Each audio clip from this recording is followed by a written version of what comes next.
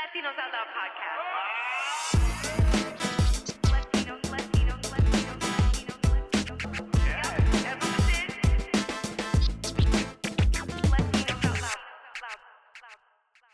Yo, yo, yo, yo, yo, LOLeros. Hello, good morning, good afternoon, good evening. It's a podcast, so it's not like we're live. So whatever time you're listening to this show, I hope that it's a great hour for you. I hope you're being productive. The wonderful thing about podcasts is I love to be in your ear or on your screen. We're on like the smart TVs, by the way. Yeah, smart podcast, smart TV. Check us out. And we also have a smart guest today. I'm so excited to do this episode of Latinos Out Loud because you guys know this. Sometimes I get the lucky chance to interview someone who I myself have learned from and who has helped me in my career. And he probably doesn't even know it. You know, sometimes there are those leaders that you like go to their shows on Broadway or watch their writing on In Living Color. Yeah, I'm teasing our guest. He works with like the greats like Cheech Marin. He's worked on Mad TV. He's won an ALMA Award, you know, as if he didn't need, like now he's got his own ALMA and an ALMA trophy, you know, so that's a lot of ALMA that this guest has. He's also a sketch comedian, which y'all know. Sketch comedy nerd right here, pick me, okay? Like, so fun, okay? And you guys know I'm still out there performing here in the streets of New York, but I've learned a lot from this man. So please, everybody, put your lighters up, okay? If you have a lighter, I don't know why you would, maybe to like burn citronella or light a candle, but put your lighters up, put your vacuums down, turn the volume on your AirPod up or down, depending on your sensitivity. And please help me welcome Rick Najera. Woo! Rick! Thank you. What an introduction. I feel tired. It's a lot of stuff. I didn't realize I was that old. You must know, okay, nobody's calling you old because you look fantastic, okay? I'm not going to ask your age unless you want me to ask you your age, okay? But the intros on Latinos Out Loud are kind of like my thing. Like, I need to show respect, get this energy up because I'm excited to have you as a guest on this show. I was working at, listen, this young marketer in me that went to school, shout out to Brooklyn College for marketing, worked at Latina magazine. That was my second job out of college. And that's when you were on Broadway with Latinologues. So it was all the rage in the office. Are you going to see Latinologues? Are you going to Latinologues? Yeah, Rick's on Broadway. Rick's got a show. So all the editors, because it was written up in the magazine, they all went to the show. And I did not get to go, which is very sad. But like as a marketer on the come up, listen, as a marketer on the come up, you got to give the VIP tickets to the publisher and the editor, the editorial director. Sometimes the interns and like the coordinators would get perks, but I needed to earn my stripes, Rick Najera. I didn't get the perks of going to see your show. It's tragic. I wish I would have known because I had a policy that anyone gets in the show. In fact, I'd go to Sardi's every night and they put my picture up at Sardi's, which I thought was cool.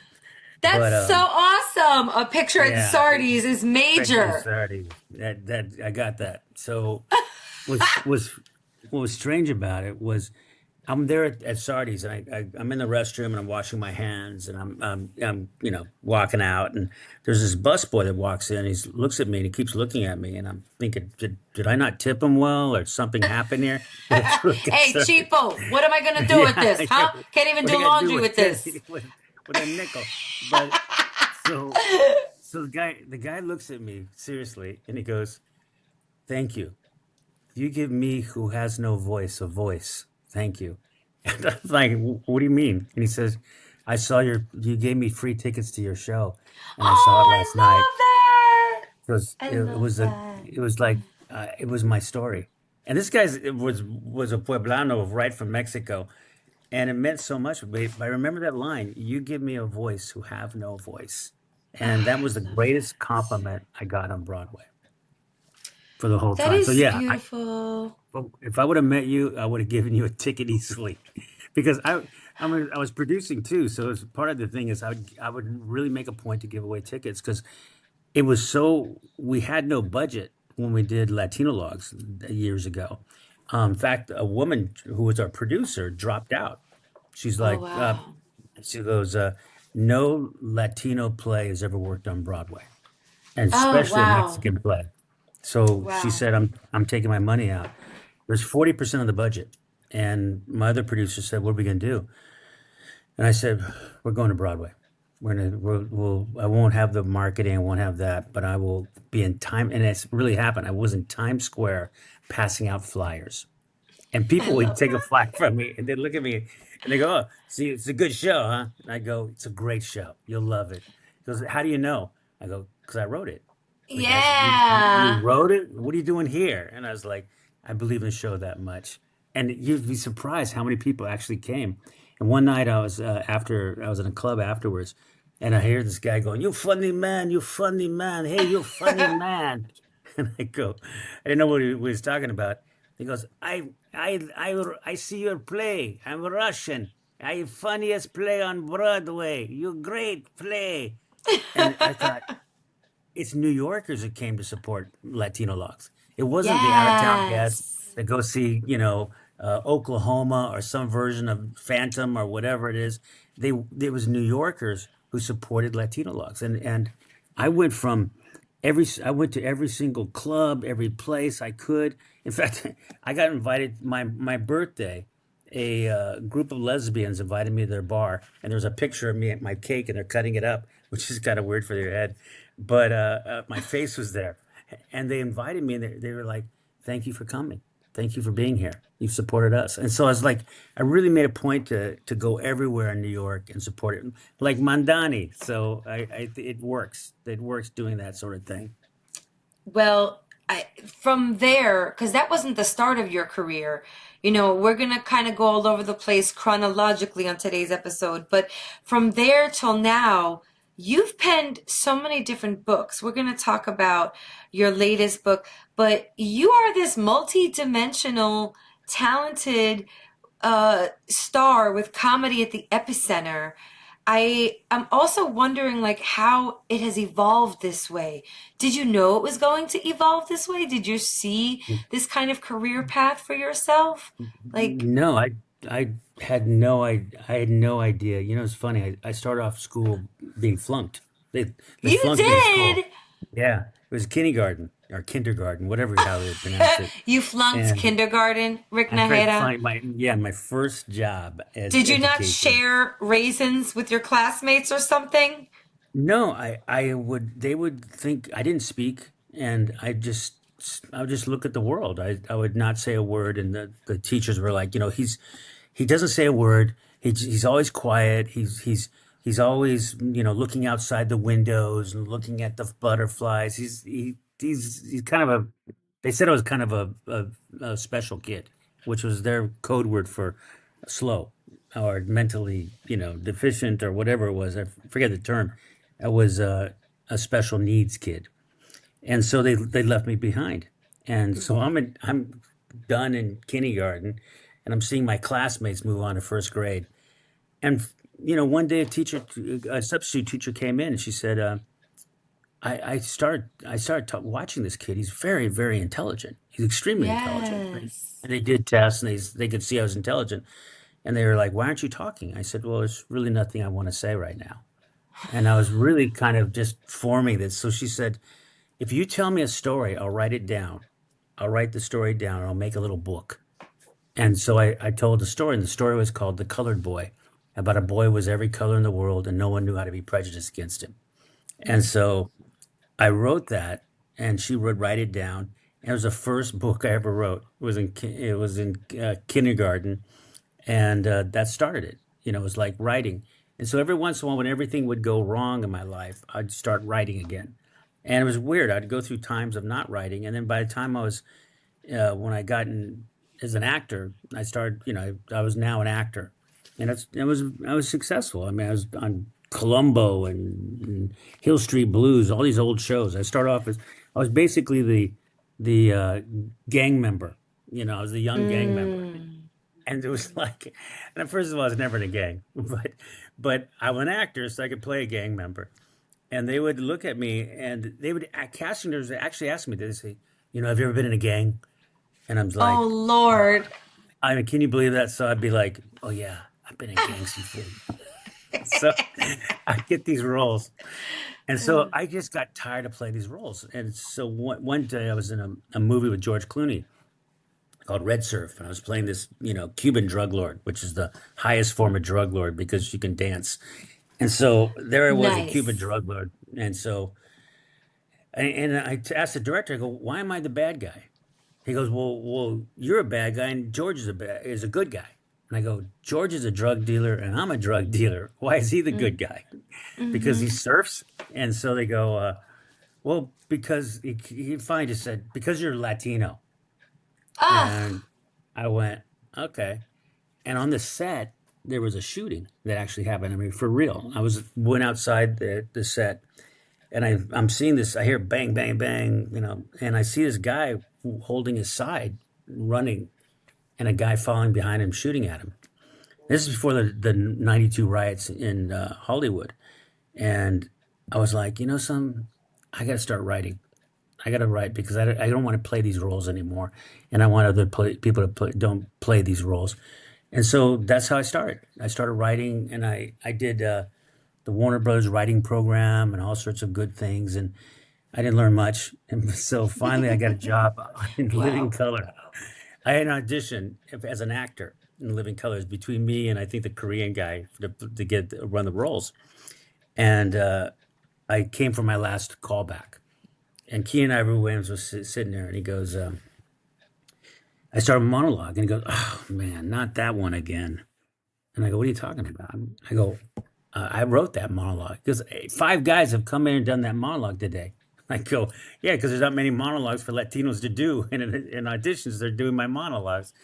So he goes, "You wrote that?" I said, "Yeah." I go, "You can go to LATC today, and I'll be performing, in the weekend. You'll see me." And he goes, "Really?" He goes, "Oh, so how many tickets have you sold?" I said, "I've done about 1 million in ticket sales between four theaters that have done this show. 1 million in ticket sales." And he goes, "You've done 1 million?" He goes, "Okay, come back tomorrow and let's see if you can be a writer. Pitch me Oh ideas." wow. So I came back the next day and I came up with all these ideas. I did Wanda, Jamie Foxx's character, the ugly woman. And You so I'm like, wrote Wanda? yeah, yeah, no, Oh my yeah. goodness. So I did this Wanda character, and he started laughing.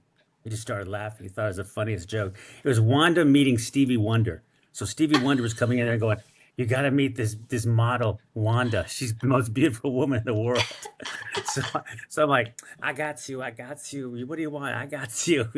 And so I did the scene where I'm coming out of the bathroom and I go, "Don't nobody go in there for a while." So he just looked at me and he started laughing like really, really loud. And he had these two guys, it's like two bodyguard types behind him. They're all laughing, and they thought, "You for this, white looking Mexican guy to come in and do a character, a black woman, this guy's got to be crazy."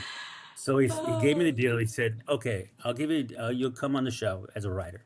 He said, "But you only get 2 weeks, and if that end in two what? weeks, you're out of here." And he said, "I'll pay you $500." And I'm like, What? I'm like, "Wait, I'm in the union. You can't do that." And I called my agent. My agent said, "It's in living color. You'll take it." And so I got the job, and I worked Wow. there for 2 weeks, and I got tons of stuff on the air. And I said, "Hey, I'm leaving." He goes, "What are you talking about?" I go, "I'm leaving." And I go, "Look, I don't have a union job. You haven't done this, and I gotta go." He said, "Okay, you got a contract." And so then I got a union contract, and I stayed. And so that's what started my career, and that was in Living Color. Then I went to I went to Robert Townsend Television with sketch comedy show, and I went to then eventually Culture Clash, Mad TV, and all that. In fact, just recently I did Latino History for Morons, John's With John play. Leguizamo. Yes, shout out to Yeah, John, friend to the room. yeah. Amazing. So I went to John's party at his producer's house, Ben De Jesus, Shout out and to Ben, who's been on the show. I've rented Airbnbs from Ben. Ben is a oh, good friend. he's a great guy. And so I met John and talked to him. And it's funny because we've had very parallel careers. I mean, John's extremely successful, but we both understand that world of being, one of the few Latinos, and I represent the West Coast more so. He's very much East Coast, but we both have that desire for history of our people and letting our people know an opportunity for everyone. So that's kind of what I've always done. My writing has given people jobs. I mean, there's been over 200 actors that came out of Latinologues. I can name, Jesse Garcia from Red Hot, I think of the Frito Lay movie. You name it, who've done it, who've done it. In fact, the way Latino started was I was in Living Color, and I started writing monologues and I knew they wouldn't go on the air. But a girl came to my office, really sweet, and she said, "Could I be an actress?" And I said, "Yeah, you could. I really believe in you." And I wrote her a monologue, and that girl was Jennifer Lopez. So the monologue Wow. so the monologue was called Miss East LA. That's where it's a total beauty pageant. And she's there, and she's saying, after only one short year, I have to give up my crown. And she's pulling out a gun. Fuck that shit. And she takes over the whole audience. And it Oh becomes my this gosh. monologue about, women and empowerment and all that stuff. And it's actually very cool. So Keenan said, "You can't, Jennifer doesn't do that monologue, and you don't act, you write, and she dances." And I'm like, I think Jennifer's going to do a lot more than dancing. So Look at okay, that.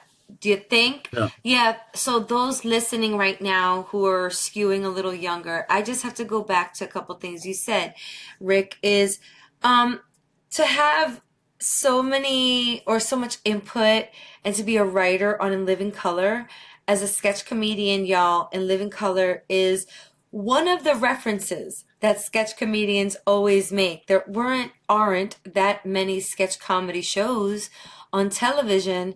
So I have a profound respect for you. I mean, I have watched In Living Color and those sketches over and over and over again. They are timeless classics.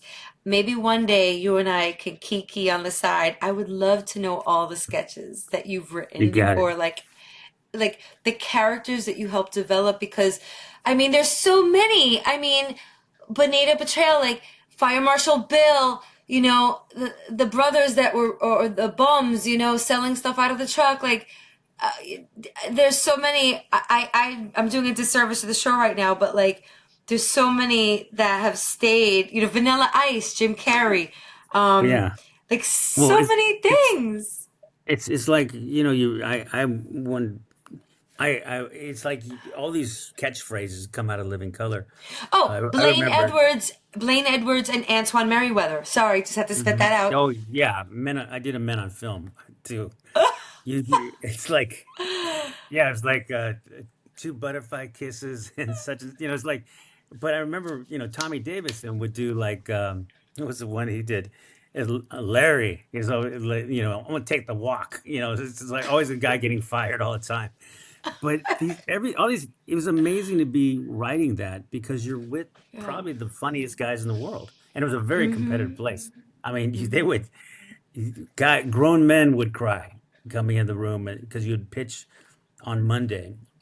So you've had maybe half a day really to think of an idea, and you would come in the room and you'd pitch, and if they didn't like your pitches, they would say, okay, they come in your office and say, come back in about an hour, or come back in a few hours and pitch some more because you got nothing on the air, and you knew Ooh, that meant you could get fired. So it was like it was a work camp. yikes. It was a So very stressful place. I know we've deviated from the subject matter, but while we're here, what was the schedule, the entire schedule for In Living Color? Like Mondays you were pitching, and then when did you start rehearsals? When was the dress rehearsal? When were you making edits and tweaks to the sketches up until the last minute? Like, what did that timeline look Oh, like? to the last minute. I mean, it's like I remember they had Rodney Dangerfield on, and they're like, "Okay, Rick, write him jokes." So I'd go to Rodney's dressing room and just write him jokes. I'd sit there and go, Rodney Dangerfield jokes, and I would have to imitate his voice. And he'd sit there and go, yeah, yeah, yeah, okay, I want that one. I want this or that.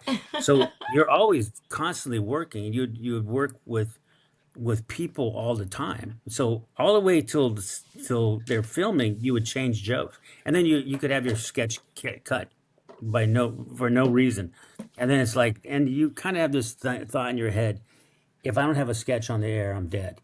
Oh, And wow. people would kind of treat you that way, like he's not going to last because there are a lot of people fired in Living Color. I wasn't one of them, but there were people that we went through plenty of writers. In fact, one time we couldn't come up with a sketch. We were all exhausted, and we said, "There's a pile of sketches there written by all these different writers who wanted to be on Living Color." Said, go through them. If you find one sketch that's good, we'll give them a contract. They'll have a job, all that stuff. And we went through like hundreds, all these books of sketches, and we finally said, "There's nothing. We got to write." And so it was that. If you didn't know the voice of the show or the characters or all this kind of history, and the history was Keenan's family were their family members. They grew up together, and they knew each other well. So a lot of the people like Jim Carrey came from Keenan understanding him on as a stand-up comedian. He was mostly a guy who did characters like impressions. So he's the greatest impressionist I've ever seen. But all that world of these people stuck there and having to do comedy where first of all we knew if we weren't going to be successful there'd be never be another minority show coming up, and so the pressure was incredible. That was one thing I always remember, was just Yeah. people press so in that diamond mine of comedy, and all that pressure, we created gems. And that was I was proud of. For sure, and have laid the track, right? We're still on the track, we're still going, but if it weren't for the track that you laid, the train would have derailed by now. So, thank you for all those things that you've taught us and the foundation that you've laid. So, aside from everything else that Rick Najera does, and this is quite the history. I mean, I didn't think it was going to get this chock full of lessons, but I'm so glad it did. I know we're here to talk about your book and your project, but I gotta tell you, I'm going to be selfish on this episode. Usually I will ask questions that I know the universe wants to hear. And I do think everything you're saying is interesting. But as a student of sketch comedy, I don't really get to talk to the forefathers or the ones with the ultimate knowledge of TV sketch writing often. So I am being so selfish this episode. I want to hear more stories. I want to hear writers' room stories, but I guess we got to move on to the book. I mean, Rick, I don't know. Maybe there's something we do separate because you have so much to share. Please share it. You have so many stories. This is not even, I know this is not even the surface. Stories like this are fascinating. Yeah, it's funny because we have to remember a lot of people didn't have that life, and I just assumed everyone else had it. It's like it's really weird because you're around people like Jim Carrey, or Jennifer Lopez or Rosie Perez and all this, and just you're around a lot of famous people, but they all come from very ordinary people, and they come from poverty, and they come from all sorts of different life situations. So no one comes to Hollywood. They come from no one's grown in Hollywood. It's very rare, and maybe Charlie Sheen, but on the whole, they're coming to Hollywood. They're coming from their place. So a lot of times I'll tell people, be yourself, be totally yourself. The more you're you, the more people will search for you because there's only one of you Yeah. that's ever been made. Yeah, amen. I love that. So there's only one of you that has written this book. So we've got to talk about. I'm so excited to hear more about love, truth, and loyalty. But LOLeros, you have to know that this is not Rick Najera's first book rodeo. He's written a few other books, namely The Pain of the Macho and a bunch of other plays, a collection of his plays. Latinos Anonymous, more plays. Yeah, he's a writer, y'all. Latinologues. And now we have this book, which are the memories of Rodrigo de Escoto Brockman, as told by Rick Najera. So, Rick, I guess my first question is, where did the inspiration to write this book come from? Are you fascinated by the life of this person? Like, I know you got to meet him, but like, what inspired you to write this? You know what inspired me is truly he's a great man. You know, his son Rodrigo de Escoto Jr. Actually kept telling me about his father, and Rodrigo's a very successful man in Chicago. He's got a business that is, you know, in the millions. He does, and him and Martin Cabrera and you know are people that are really you know that are really opening doors for Latinos in business. And so they a lot of times wanted to invest in a play of mine called Sweet 15. It was a comedy about a quinceanera gone wrong. And so they did it in Chicago and Miami, and they got behind me. And then Rodrigo kept telling me about his father. My father, you got to meet my father. You got to meet my father. And so I was wanting to do a series of stories about families, of Latino families, and it was really important to me. So he said, meet my dad. So I met his father, and he's a great guy. Like he stood up to Somoza, a dictator, you know, and I'm thinking, the times we're in now, what a good story. Someone stands up to a dictator. In fact, he stood up to Somoza and told Somoza the truth. Because Somoza's like, what do you think people think of me? And he says, really? You want to know? And he told him. So Somoza's like, leave the country in 1 week. And if he didn't leave the country, they'd kill him. So he had to leave the country, start all over again in Chicago. And it's a This story is of him, Nicaragua. This is Nicaragua. fleeing Yeah, Nicaragua. fleeing during this the Somoza regime, and so he flees to Nicaragua, and but the main part of the story was he's married to this beautiful woman that he loves with all his heart, and it was really a love story. So the whole story is a story of him being in love with his wife, and the adventures all around it is really about him always getting back with his wife, trying to find his wife, because he leaves Samosa and he ends up in Germany and he starts working on his shipping lanes and he helps Cubans flee Fidel Castro. He does amazing things, and all so he can be with his wife. And so it's just a story of a man who loves his family. And Rodrigo Descoto Sr. loved his wife and loves his family. And to have a story about an immigrant who comes to this country, builds up a career, builds up a life like all immigrants do here. And I wanted that story told. And the story is about this family. And Rodrigo Descoto, he wanted that story told. And so he commissioned me actually to write the book. And I at first I was like, Wow. you know, if you're paid to write a book, it better be good. And so it's like the weirdest thing because a lot of times I write without pay, and you go, okay, and I sell it later. This is the first time someone said, we'll pay you. And so I said, okay, I'll take the job. And as I'm doing the job, I'm still doing this play, Sweet 15, around the country. And I'm doing all my other work I have to do. But I start calling Rodrigo up, and he lives in an old folks home, you know. And so I call him up, and I'll say, "Tell me a story. Tell me this story." You know, that's the start of all great stories. Tell me a story. And I would ask him questions about his wife and his families. And every time I would, he would the layers would get deeper and deeper and deeper. So this book actually follows the first Escoto Brockmans who come from Spain and all the way to Nicaragua. What happens to his great grandmother? She's killed. All these different things, these tragedies, and so and then it ends up in the back, coming back to Nicaragua and the end of the book. But I've never heard a book about Nicaragua, and in fact, I didn't know much about Nicaragua until I started studying it. And I think now I'm almost an expert on Nicaragua because I know it so well. But it's his story. And so what I've always wanted to do is stories about Latinos from different countries, like the Dominican Republic, Woo woo. Argentina, Cuba, you know, all these places, because they're really family stories. And a lot of times as Latinos, we don't tell our stories. You know, I asked my father, my grandfather said, "Why'd you come to America?" He's like, I came to work.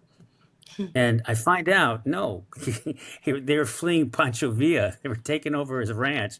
It was a revolution, and he crosses the border when there Oh, wasn't a border. wow. It was the New Mexico was a territory. It wasn't even a state.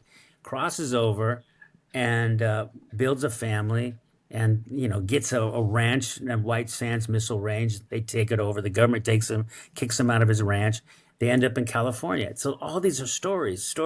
My father went to World War II. He was in Vietnam. My brother was in Cambodia. He served. Wow. My uncle died in World War II. So it's like Wow. Latino stories. We are knit into the fabric of this country, and people Amen. have to see that.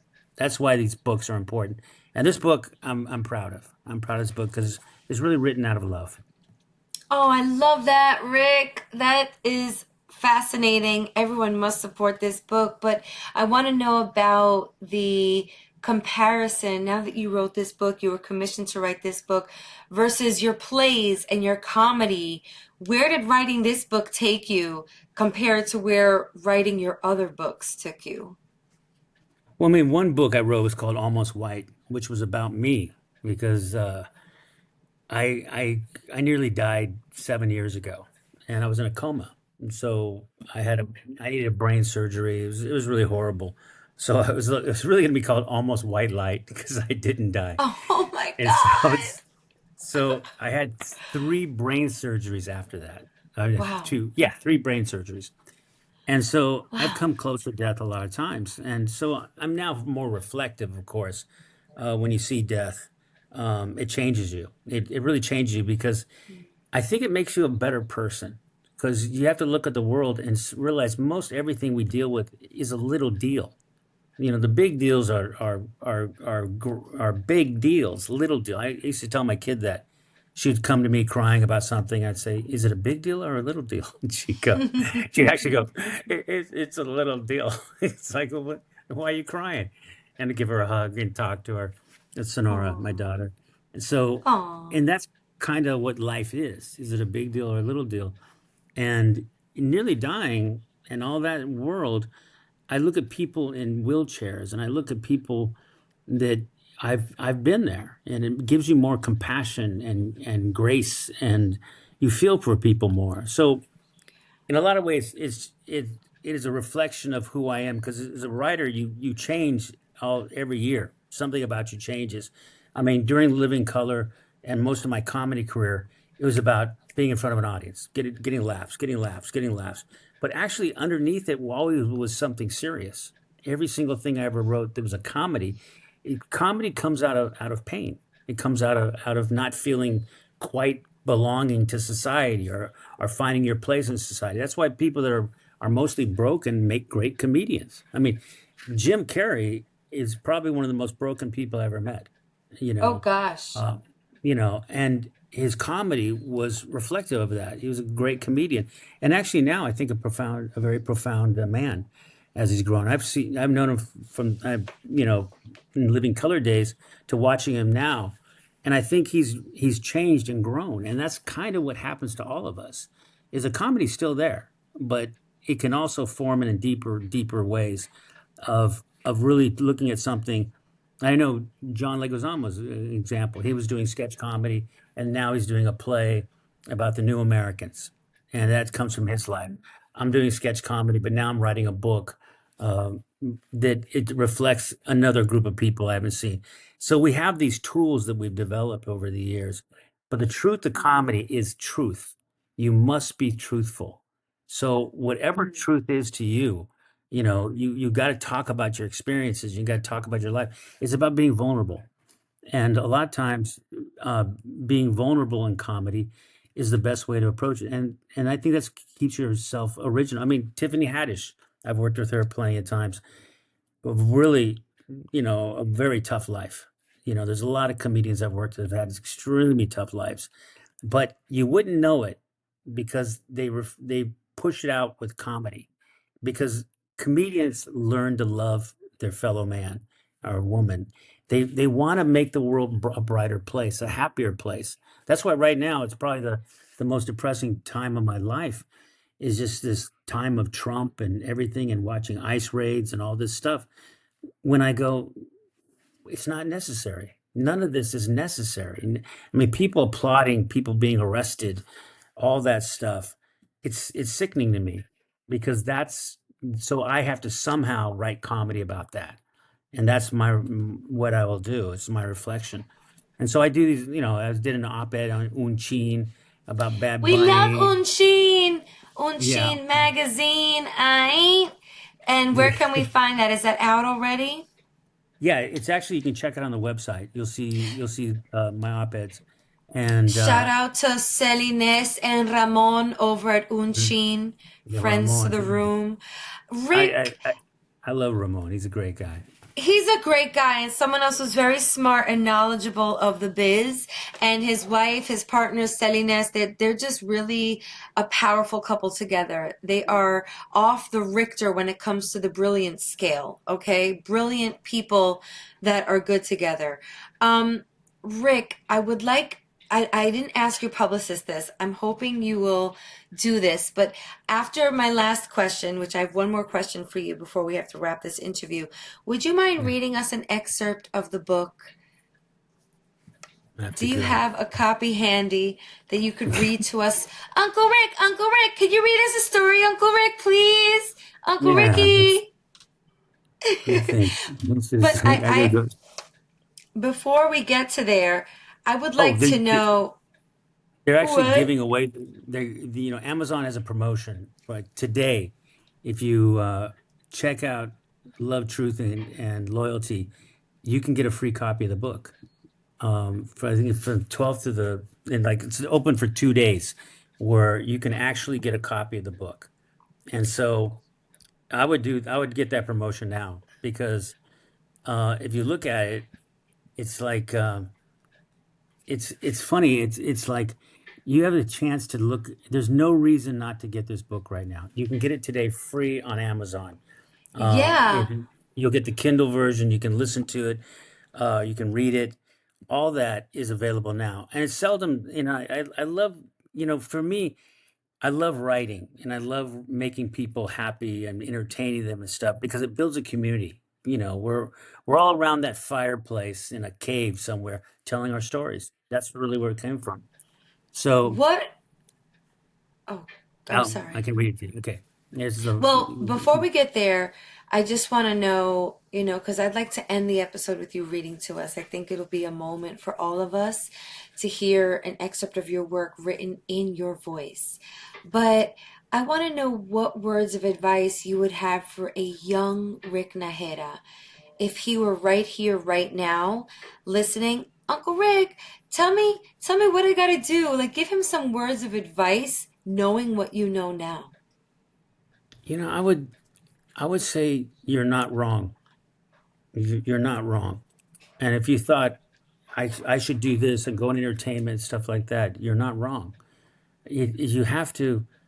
I was very lucky that I had a father who really supported my dreams. I would say he was the reason more than anything, because even the depths of bad times, and I lost my father, and I miss him to this day. Of a person that would just give me encouragement. They would say, you can do this, son. He was a door to door salesman. He'd go door to door, and he goes, Rick, I knock on a door and they say no. I knock on another door, they say no. But around the 100th door, they finally say yes. You just got to knock on a lot of doors before you hear that one yes.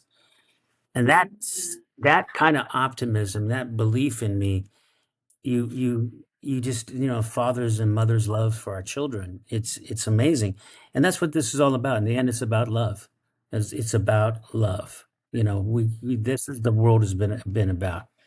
So so you can get the book free. I think I don't know when this is going to air or when it's out there, but you can put it on your site, and you can get it now for 2 days. So Well, I'm excited to finish reading this. I'm really appreciative that you all sent me a copy. It's really special when I get to hold a physical book. That's a project of one of my very special guests. So thank you so much to your team for sending this over. Michelle, I believe is her name. I know I may be saying that wrong. I'm sorry. But your whole team. Now, Rick, do you have an excerpt of the book that you would like to read to us today? What's your Sure. favorite? Sure. Is this one of your favorite parts, or like why this part? It's funny. They're all kind of favorite parts, because of the story. So it's like an unfinished story. I mean, Maya Angelou said, "I think is an untold story is the worst thing you can imagine of someone. They're not telling their story." Mm, mm, And so I look at this and I see a story of a man that loved his family more than anything and loved this one woman in his life that it was the character that he loved the most, his wife. And their story was an enduring story, and that's what I hope I captured. But I can read the beginning. Okay, what a chapter one. treat. Okay, LOLeros, everybody gather around the speaker. Maybe you've got a Bluetooth speaker going, or the smart TV, or we're in your earphones, your headphones. But take a moment for you also, right? Like, it's story time with Rick Najera. He's going to be reading an excerpt of his most recent title, Love, Truth, and Loyalty, The Memories of Rodrigo de Escoto Brockman. So take it away, Rick Najera. Thank you for this gift. Starts chapter one. Chicago starts with a poem. Hog butcher for the world, tool maker, stacker of wheat, player with railroads and the nation's freight handlers, stormy, husky, brawling, city of big shoulders. Carl Sandburg. I've always loved Chicago. It's an amazing city, a pragmatic city, a bustling city. I always remember it as a cab driver once called it a clean New York. Chicago is sandwiched between two coasts and a lake the size of an ocean on its shores. I was in Chicago doing a Latino-based show when I first got a call from Junior. Junior was a man with big shoulders, always building and dreaming.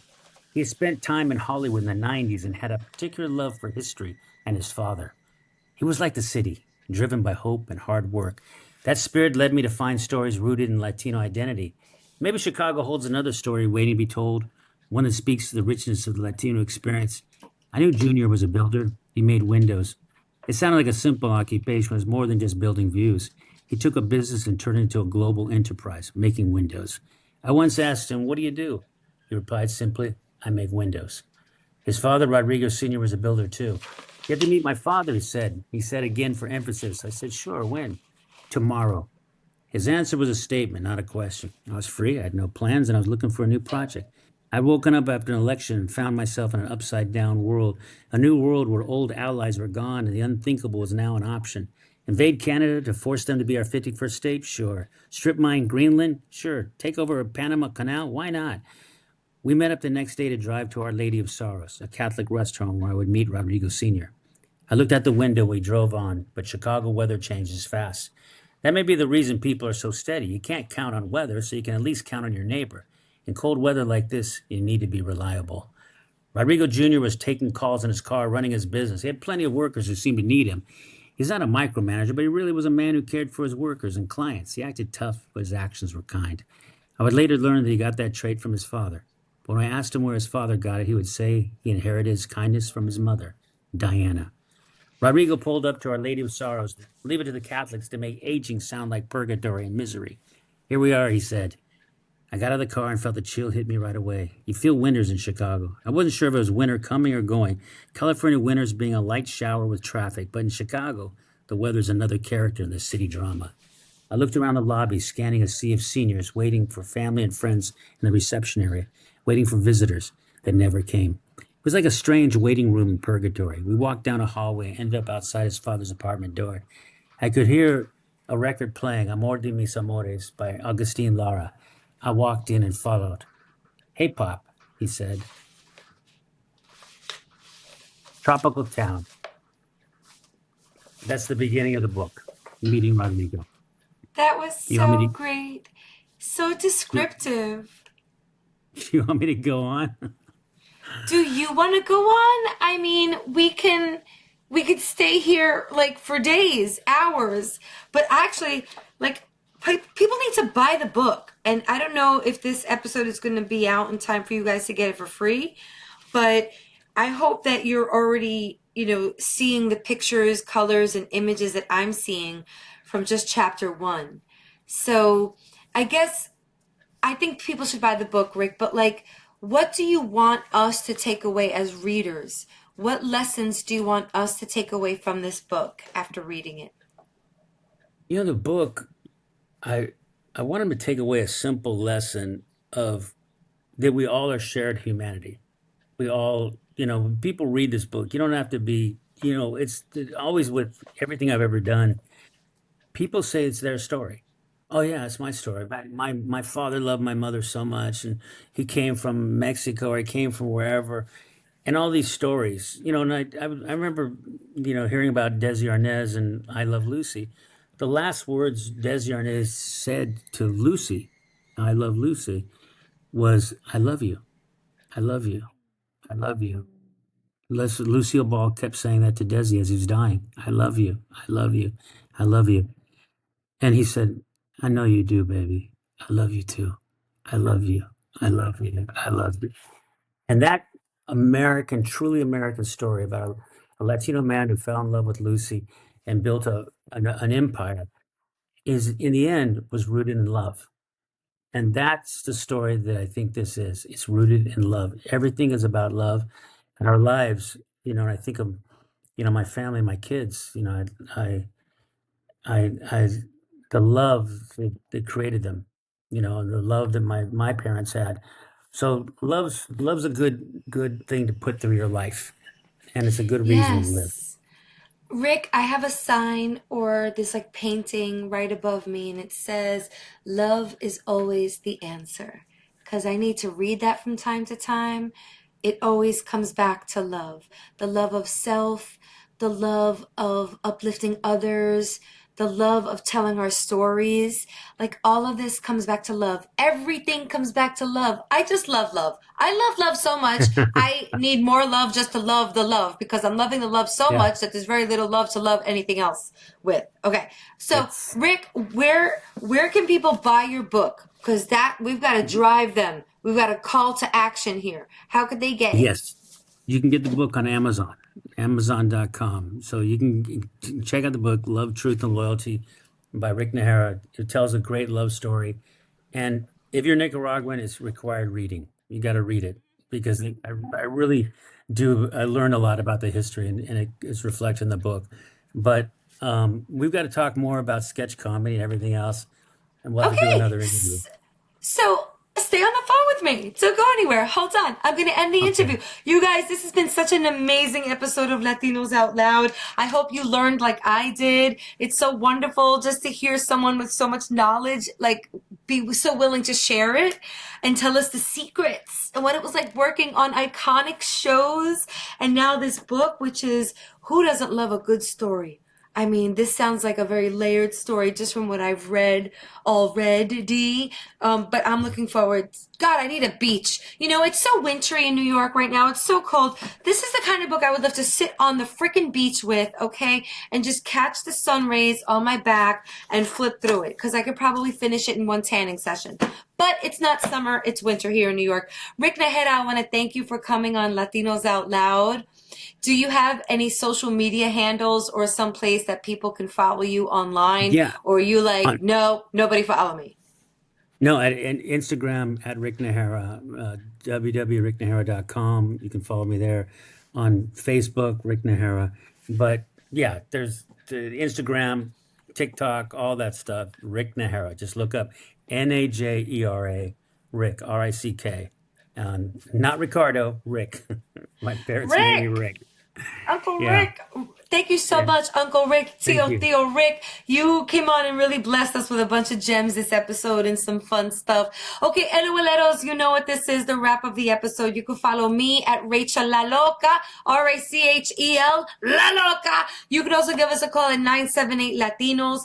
Our website is wearelatinosOutloud.co. WearelatinosOutloud.co. Leave off the last M for messy. It's just .co.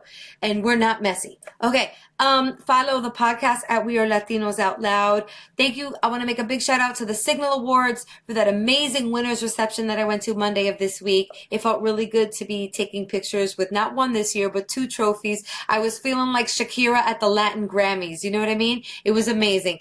All right. So make sure you tune into the rest of the episodes. We've got a whole catalog of shows on shows on shows, at least 430 episodes at this point. Thanks for tuning in. On that note, thank you, Rick Najera. We out! The Latinos Out Loud.